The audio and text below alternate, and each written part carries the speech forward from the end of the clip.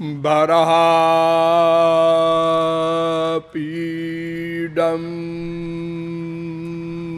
नटवरवपुः कर्णयो कर्णिकारं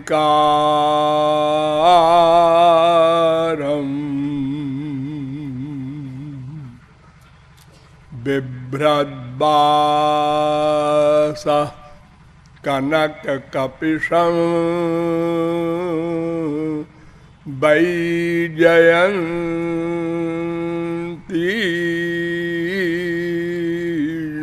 च माला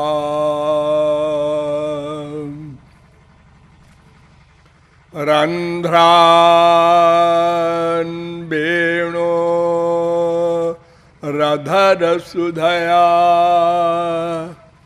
पूरयन्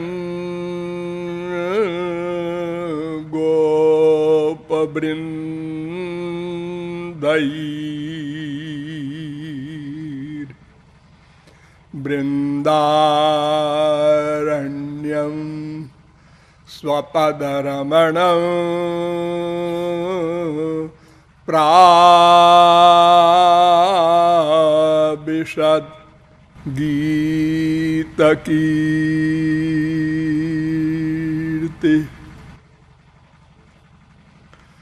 नंदनंदन पदारविंदयो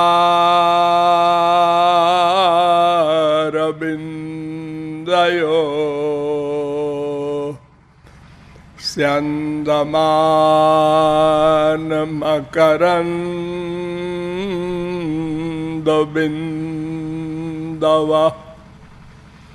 सिन्धवः परमसौख्यसम्पदां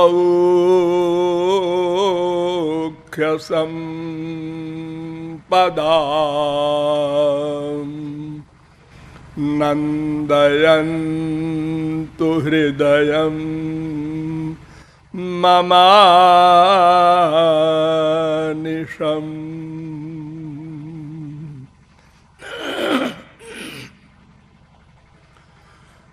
नमः कमलनाभाय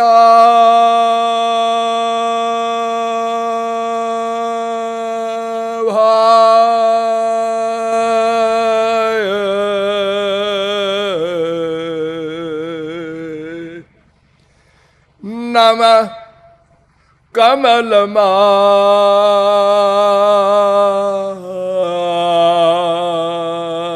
कमलमालिने नमः कमलपादाय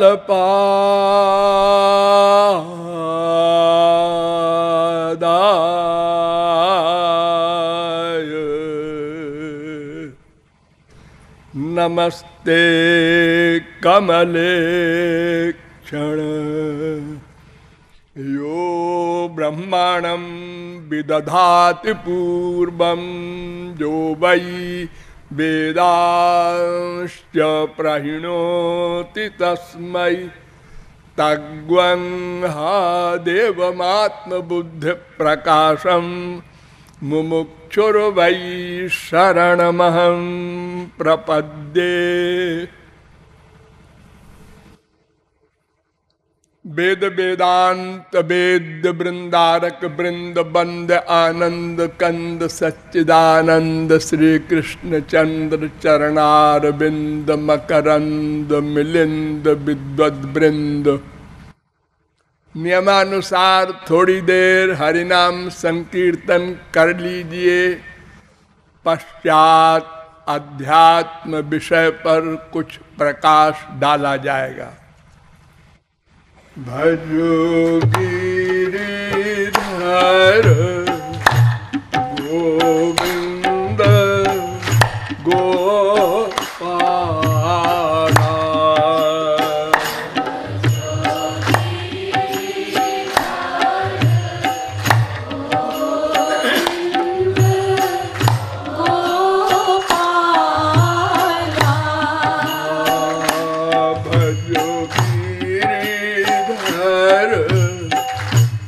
गोविंद गोपाला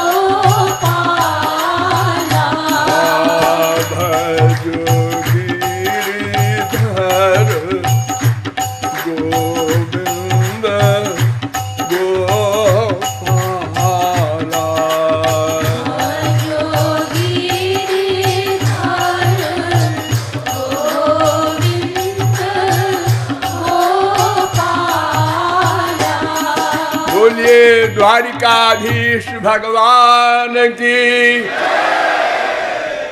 इतनी धीरे से बोलते हैं आप लोग। मैं 87 साल का हूं, मेरे बराबर तो कम से कम बोलिए। हमसे सब जूनियर बैठे हैं। बोलिए द्वारिकाधीश भगवान की। अब आप लोग सावधान हो जाएं।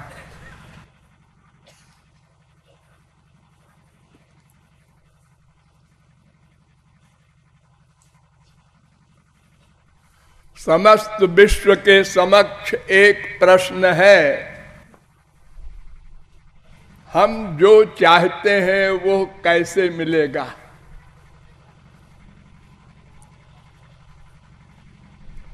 हम देखते हैं समस्त विश्व में कुछ न कुछ सब कर रहे हैं।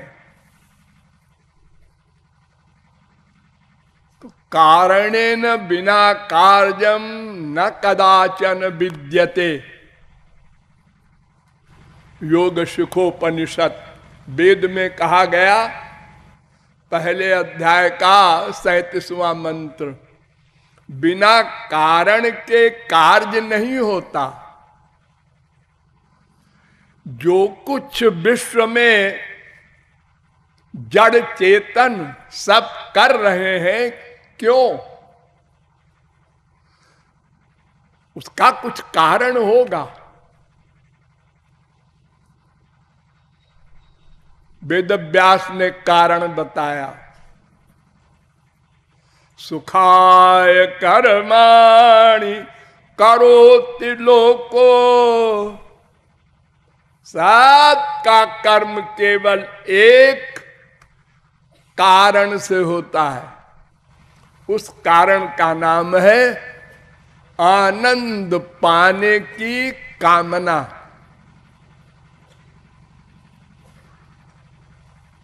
तीसरे स्कंद के 5वें अध्याय का दूसरा श्लोक। सुखाय दुख मोक्षाय संकल्प इह कर्मिणा। फिर भागवत कहती है 7वें स्कंद के 7वें अध्याय का 42वां श्लोक। प्रत्येक व्यक्ति जो कुछ कर रहा है आनंद के लिए, सुख के लिए। नंबर 2 दुख निवृत्ति के लिए। लेकिन दुख निवृत्ति का लक्ष्य ठीक नहीं, क्योंकि सुख प्राप्ति होने पर दुख निवृत्ति अपने आप हो जाएगी। जैसे प्रकाश होने पर अंधकार अपने आप चला जाता है। अब कोई कहे कि प्रकाश भी हो जाए और अंधकार भी चला जाए, तो लोग कहेंगे ये बुद्धू है, इसको बोलना नहीं आता।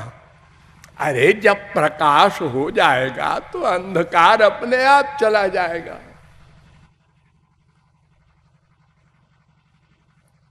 फिर भागवत कहती है सुखाय दुख मोक्षाय कुर्बाते दंपति क्रिया। 6, 16, 60 भागवत। तात्पर्य ये कि केवल एक कारण है समस्त कर्मों का, आनंद, सुख। कितना बड़ा आश्चर्य है कि सर्वत्र वैषम्य दिखाई पड़ता है। 84 लाख प्रकार के शरीर भगवान ने बनाए, सब भिन्न भिन्न। जलचर, भूचर, खेचर। कोई स्वेदज, अंडज, उद्भिज, जलायुज। कितने विचित्र विचित्र शरीर के प्राणी संसार में आप देखते हैं, सब भिन्न भिन्न। अरे केवल मनुष्य को ले लीजिए, इस समय 7 अरब आदमी हैं हमारे मृत्युलोक में, 2 आदमी का अंगूठा छाप नहीं मिलता। कितना विचित्र है। लेकिन उद्देश्य, कारण, एम सबका एक है, आनंद। कुछ भोले लोग कहेंगे हाजी हमको आनंद नहीं चाहिए, हमको धन चाहिए, हमको रोटी कपड़ा मकान चाहिए। अनेक प्रकार की कामनाएं लोग रखते हैं और उसके लिए भागते रहते हैं, प्रयत्न करते रहते हैं। और एक बात और बता दूं कि कोई जीव एक क्षण को अकर्मा नहीं रह सकता। नहीं कश्चित क्षणमपि जातु तिष्ठत्यकर्मकृत, गीता कह रही है 3 अध्याय का 5वां श्लोक। इसलिए प्रत्येक क्षण हम आनंद प्राप्ति के लिए ही कर्म कर रहे हैं। और अगर कोई भोलेपन में कहता है हम ये चाहते हैं, तो वो क्यों चाहते हो पूछो। धन क्यों चाहते हो? उससे सामान आएगा। सामान क्यों चाहते हो? उससे आनंद मिलेगा। आनंद क्यों चाहते हो? चुप। किसी के पास कोई उत्तर नहीं, न नास्तिकों के पास है न आस्तिकों के पास है। चाहते हैं बस। तो जिसका उत्तर न हो उसको स्वभाव कहते हैं। आग में जलाने की शक्ति क्यों है? क्यों है? क्या है? बस स्वभाव है उसका, आग का दाहकत्व, प्रकाशकत्व। ऐसे ही इस आत्मा का स्वभाव है आनंद पाने का। क्यों? इसका उत्तर हमारे वेदों ने दिया। हम वेदों के ज्ञान से रहित हो गए, इसलिए हम दुखी हैं, अशांत हैं। पूरे जीवन ज्ञान का अर्जन कर रहे हैं, प्रत्येक क्षण पुस्तकों से, पड़ोसियों से, अनेक प्रकार से। लेकिन यही नहीं समझ सके हम कौन है, आनंद किसे कहते हैं, वो कैसे मिलेगा। वेद इसका उत्तर देता है, यो वै भूमा तत्सुखम। छांदोग्योपनिषद 7:23-1। जो अनंत मात्रा का हो उसको आनंद कहते हैं। प्लस सदा को मिल जाए, प्लस प्रतिक्षण बढ़ता रहे। 3 शर्तें। आप लोग कहेंगे हमको संसार में भी तो आनंद मिलता है, माँ से, बाप से, पति से, बीवी से, बेटे से, रसगुल्ले से, तमाम संसार के सामान से। हाँ, उसमें ये तीनों बातें नहीं है। एक तो अनंत मात्रा का नहीं है, उससे बड़ा भी सुख हमको दिखाई पड़ता है तो हमारा सुख खत्म हो जाता है। एक गरीब को साइकिल मिली पहली बार, हाँ सुख मिला। मोटरसाइकिल को देखा, क्या साइकिल भी चलाओ उसको, अब मोटरसाइकिल हो अपना बैठे रहो, अपने आप चले। मोटरसाइकिल मिल गई, हाँ कार को देखा, अरे क्या मोटरसाइकिल भी धूप में बरसात में परेशान हो, कार होती तो अपना आराम से बैठे हुए सोते हुए चलते। यानी अपने सुख से बड़ा सुख है, इसलिए अपना सुख सुख नहीं देता, उसमें दुख मिलने लगता है। डेली आपका अनुभव है। तो एक तो वो लिमिटेड सुख है, छोटा सा, दूसरे वो भी सदा नहीं रहता। रसगुल्ला खाते समय सुख मिला, पहला रसगुल्ला अधिक सुख, दूसरा उससे कम, तीसरा उससे कम, चौथा खत्म, पांचवा उल्टी हो जाएगी। उसी माँ से, उसी बाप से, उसी बीबी से, उसी बेटे से दिन में 10 बार आपको सुख मिलता है, उसी से दुख मिलता है। ये क्या सुख है?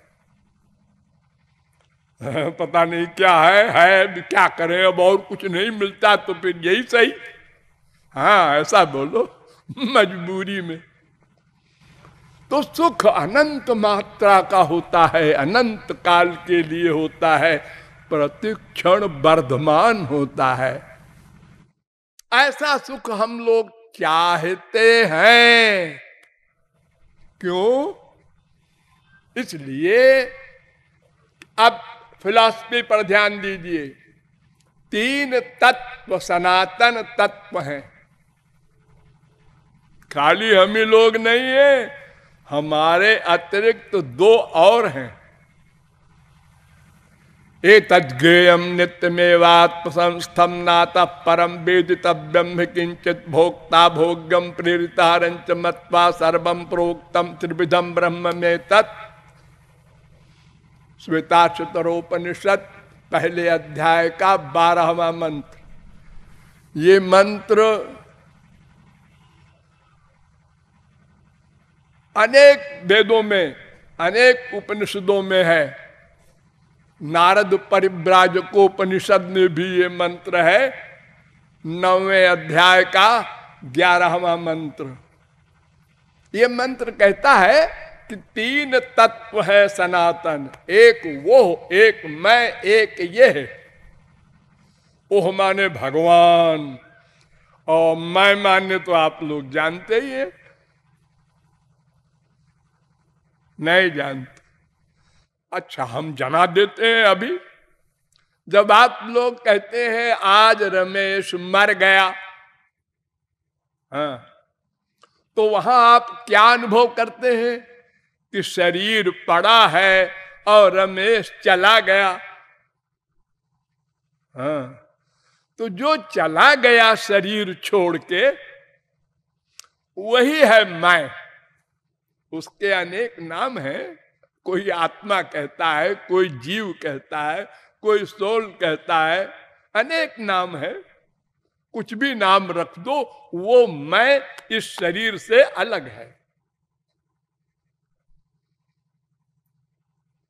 तभी तो आप लोग जिसको हमेशा रमेश कहते थे, रमेश आओ, रमेश चला गया, रमेश बंबई गया, रमेश दिल्ली गया, आज जब वो मर गया, शरीर से निकल गया, तो आप कहते हैं मिट्टी में जाना है, स्मशान घाट। मिट्टी? अरे वो रमेश है वही। नहीं, वो तो चला गया। यानी आप लोग बड़ी नॉलेज रखते हैं, ये जानते हैं कि जो चला गया वो है जीवात्मा, तो फिर अपने को शरीर क्यों मानते हैं? बस उद्धव ने भगवान से पूछा, महाराज मूर्ख किसे कहते हैं? भागवत में तो भगवान ने उत्तर दिया, मूर्खो देहाद्यहम बुद्धि। जो आत्मा को देह मानता है, बस उससे बड़ा कोई मूर्ख नहीं। और ऐसे मूर्ख साध है सब। अरे कोई कोई छोड़ दो, तुलसी, सूर, मीरा, कबीर, नानक, तुकाराम, शंकराचार्य, वल्लभाचार्य, बाकी सब मूर्ख है। लेकिन आप लोगों को कोई मूर्ख कह दे, है क्या कहा, मैं जबान खींच लूंगा। अरे शरीर ही नहीं, आप तो और आगे बढ़ गए। हम ब्राह्मण हैं, हम क्षत्रिय हैं, हम वैश्य हैं, हम शूद्र हैं, और आगे बढ़ गए। हम पंजाबी हैं, हम बंगाली हैं, हम गुजराती हैं। ये लो, ये सारी बीमारी पाल लिया। अरे तुम तो आत्मा हो, ये सीधी सीधी बात करो ना। हाँ,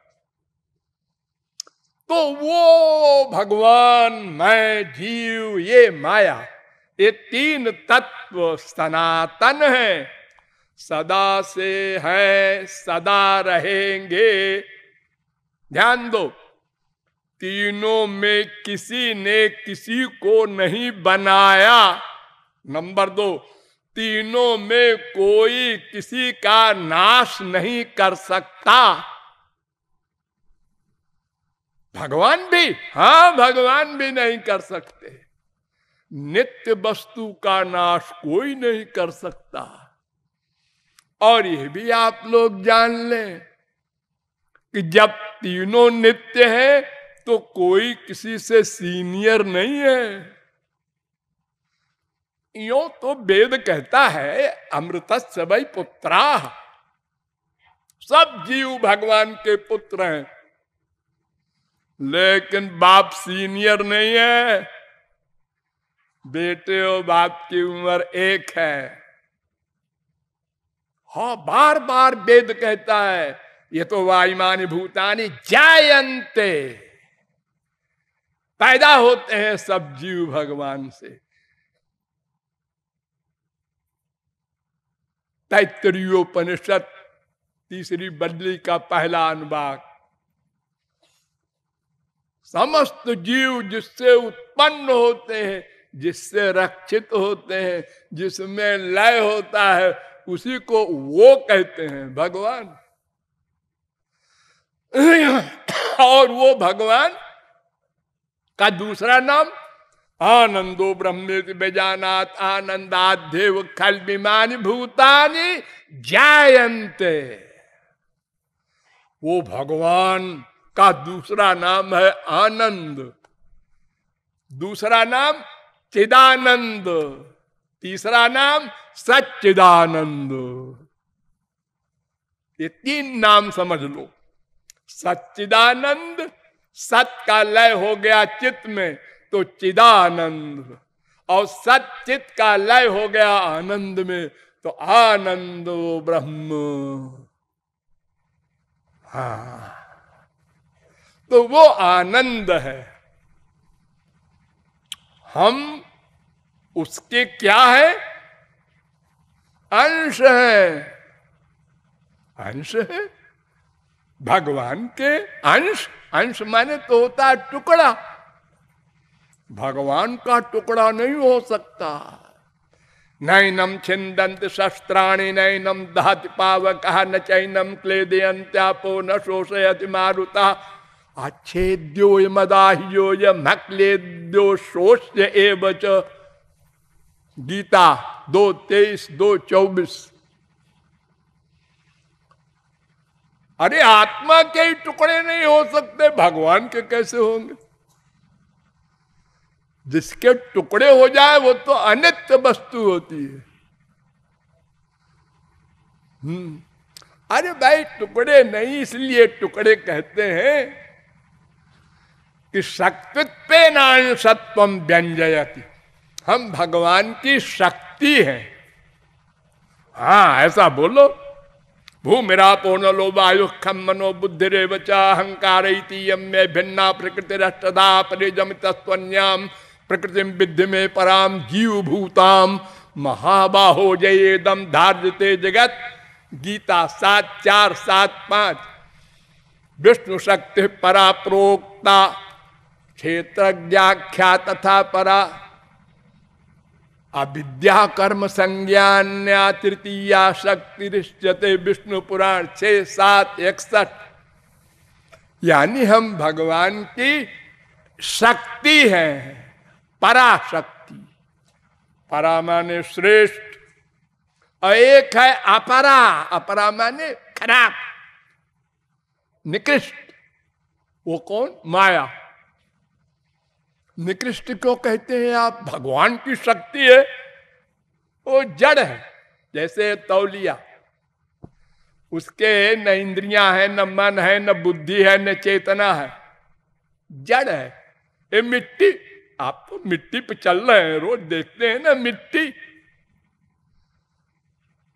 ये उसी माया से बनी है। तो भगवान की शक्ति होने से हमको अंश कहा जाता है, और भगवान से ही हमारा सारा संबंध है, इसलिए भी अंश कहा जाता है। दिव्यो देव एको नारायणो माता पिता भ्राता निवासा शरणम सुहृद गति। सुबालोपनिषद 6वें अध्याय का 4था मंत्र। गतिर्ता प्रभु साक्षी निवास शरणम सुहृद प्रभव प्रलय स्थानम। गीता 9वें अध्याय का 18वां श्लोक। येषामहं प्रिय आत्मा सुतश्च सखा गुरु सुहृदो दैवमिष्टम। कपिल ने कहा था अपनी मां से, मैं ही सब जीवों का सब कुछ हूं, मां बाप गुरु जो कुछ भी कहो। 3:25-38 भागवत। तो इसलिए भी हम भगवान के अंश कहलाते हैं। और वेदांत भी यही कहता है, अंशो नाना व्यपदेशात्। इस विषय में कई सूत्र बनाए। मंत्र वर्णाच अपिच स्मर्जते प्रकाशादिवत नैवम परस्मरन्ति च। इतने सारे वेदांत सूत्र है कि सब जीव भगवान के अंश हैं। स्वकृत पुरे स्वमी स्वबहिरंतर संभरणम तव पुरुषम भदंत्यखिल शक्ति धृतोंश कृतम। 10:87-21-20 भागवत। सब जीव अंश हैं। खुलेआम भगवान ने गीता में कहा, ममैवांशो जीवलोके जीवभूत सनातन। सनातन अंश है मेरे सब जीव। इसलिए हम आनंद के अंश होने के कारण ही सबके सब जीव बिना किसी के सिखाए पढ़ाए नेचुरल सदा आनंद ही चाहते हैं, चाहेंगे, चाहना पड़ेगा।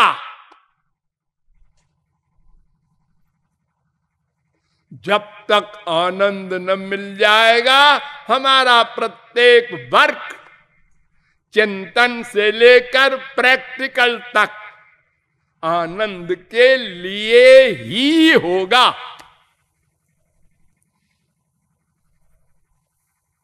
हाँ, वो आनंद कैसे मिलेगा, अब ये प्रश्न रह गया। हम ईश्वरीय आनंद चाहते हैं, भगवान वाला।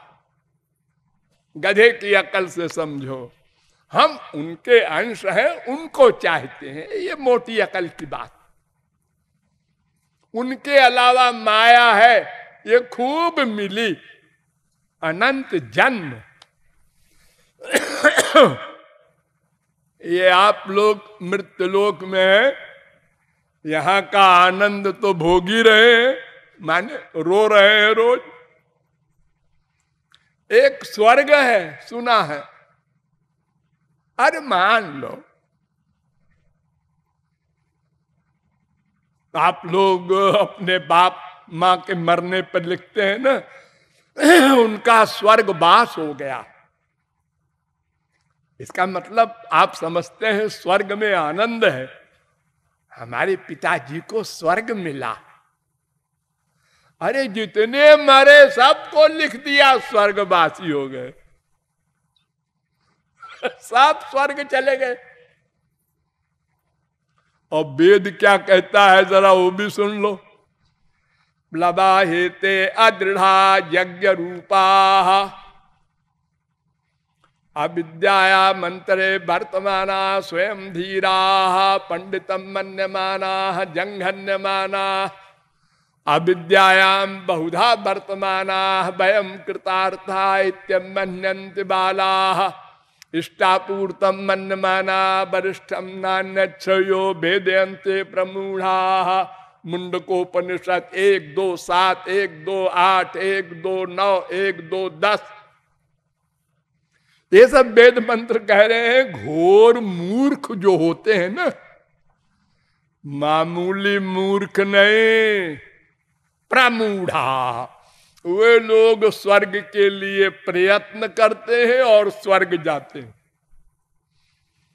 अब आप लोग मत लिखना हमारे बाप को स्वर्ग मिला, ये तो बड़ी निंदा की बात है ना, ये रिस्पेक्ट नहीं है, ये तो बड़ी बुराई है। हमारे बाप इतने खराब थे,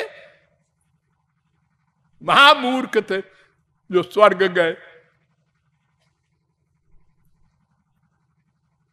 वेद ही नहीं, गीता 9:21, 9:25, 14:18, 5:22, 7:20, 7:23, 8:16, इन सब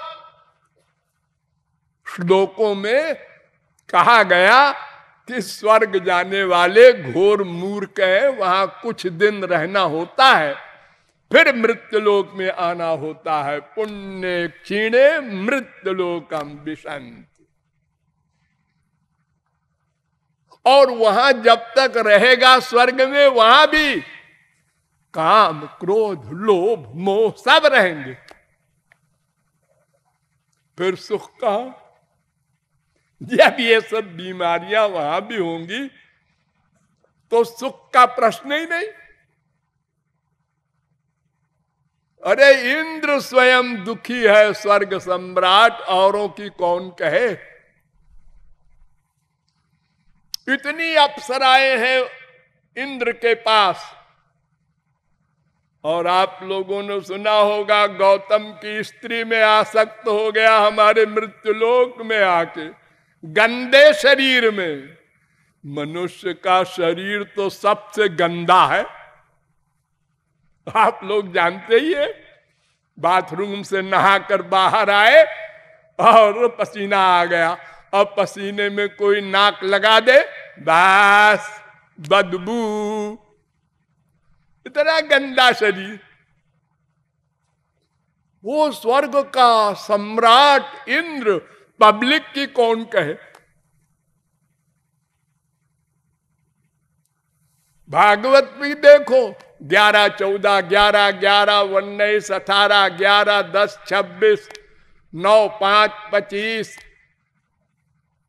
11, 3, 20, 11, 25, 22, 2, 10, 41, इन सब नंबरों में पढ़ लीजिएगा स्वर्ग की कितनी निंदा की गई है।